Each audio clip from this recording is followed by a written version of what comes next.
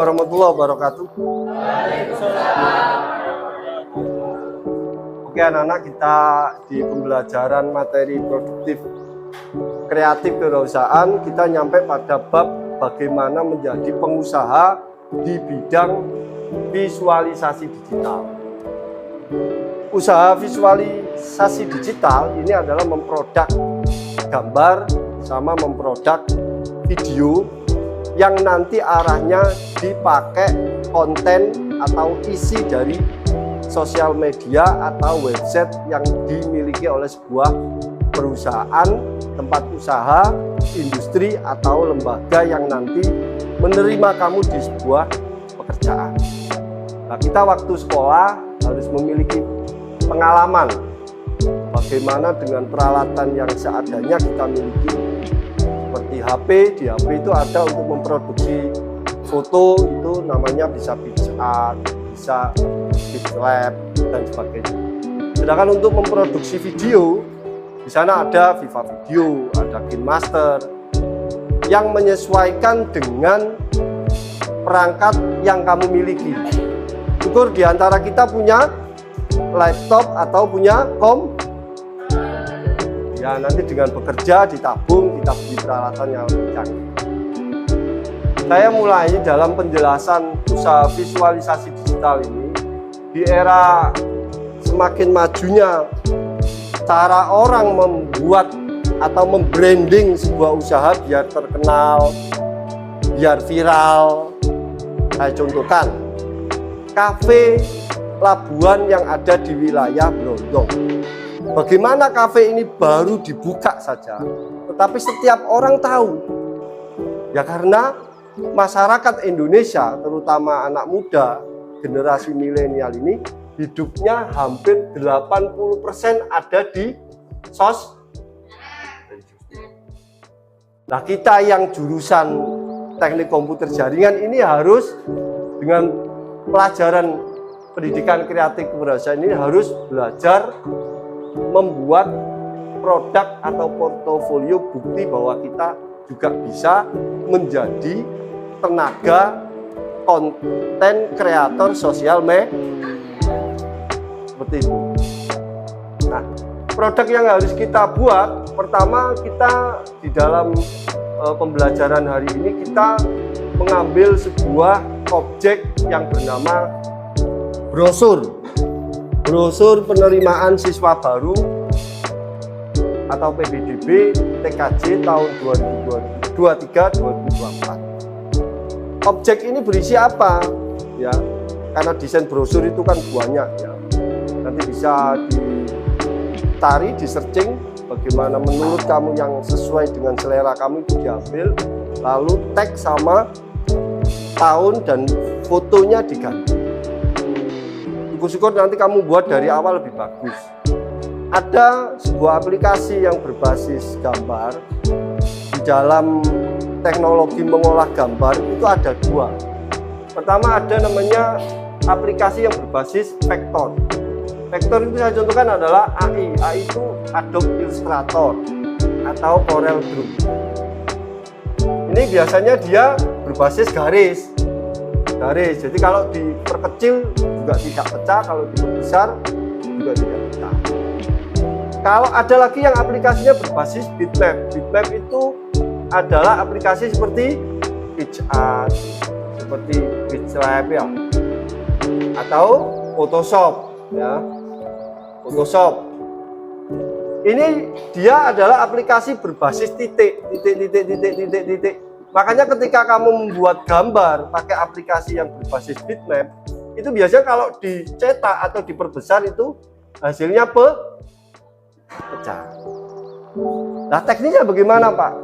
Selama ini yang sudah saya lakukan, saya pertama mengolahnya itu pakai aplikasi bitmap. Setelah jadi, katakan gambar itu jadi sekitar 95%, saya bawa ke aplikasi vektor. Biar apa? Tidak pecah. Dan tipe filenya biasanya PNG, tipe gambarnya. Dan terus bagaimana objek atau produk yang kita buat brosur PBDB ini? Pertama, kamu harus memperoleh foto Anda sendiri, kamu sendiri saat praktek di lab, ya. Kembali lagi karena kita SMK itu namanya pendidikan vokasi. Ini sekolah yang tidak bisa berbasis teori, dihafal, tidak bisa. Jadi teorinya itu setelah tahu, dibaca, tahu, dihafal, langsung dipraktekkan. Nah, di praktek ini kamu akan menemukan namanya masalah, problem solving.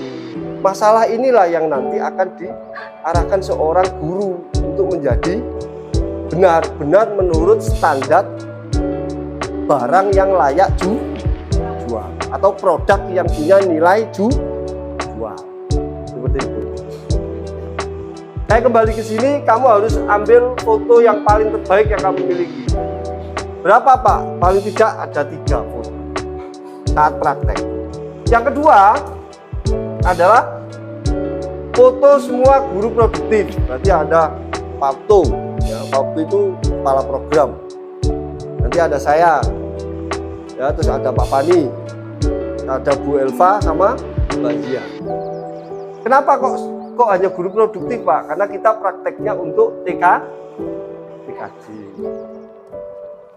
Yang ketiga, di sini harus terdapat foto terbaik Anda. Saya contohkan ya, di dalam brosur, kamu lihat brosur bank, brosur kampus, brosur perusahaan, itu pasti akan memilih foto yang terbaik. Entah itu gayanya seperti begini kan banyak itu. Kamu cari yang menurut kamu paling bagus. Namanya juga menarik orang. Brosurnya kelihatan menarik, orang mau masuk atau membeli barang atau mau sekolah di sebuah sekolah itu kan mantap. Di seni visual digital ini benar-benar menggambarkan karakter orang yang buat, ya. Karena ini desainnya formal, maka kamu bikin yang formal. Jadi yang ketiga ini kamu foto yang terbaik kamu pakai. Jadi yang ketiga seperti itu. Produk di atas, ya, ketika kamu membuat brosur itu, brosur harus terekam layar atau direkam pakai HP 2.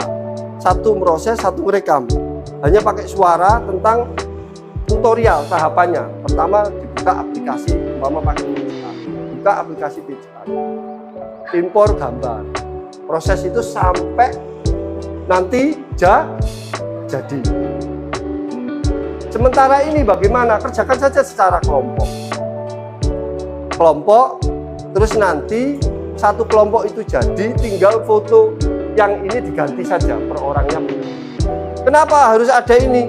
Kembali lagi, bukti bahwa sampean itu buat. Dan itu nanti akan dipakai bukti kalau cari kerjaan di bidang usaha visual digital. Produk usaha ini ternyata cocok bagi anak-anak yang jarang keluar rumah, ya, seperti gamer apa itu kan cocok.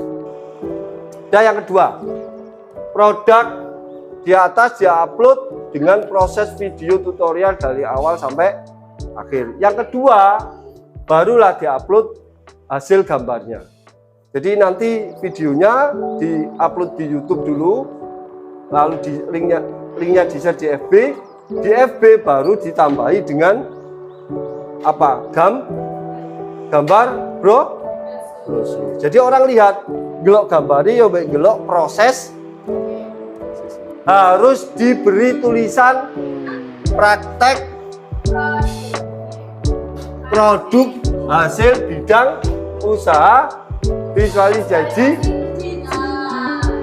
Kenapa harus dikasih ini? Biar nanti tidak dipikir orang kita saingan sama panitia PBDB SMK Negeri Brodo. Paham dari sini? Paham. Oke. Jadi apa yang saya jelaskan dari awal sampai akhir ada yang ditanyakan? Paham. Kira-kira nggak ada masalah dalam proses pekerjaan? Luar biasa. Oke anak-anak, saya kira cukup panjang dari penjelasan saya tentang produk hasil usaha visual digital. saya kira cukup. Mohon maaf apabila ada cara saya menjelaskan kurang jelas, kurang tepat. Untuk itu saya akhiri untuk materi hari ini. Assalamualaikum warahmatullahi wabarakatuh.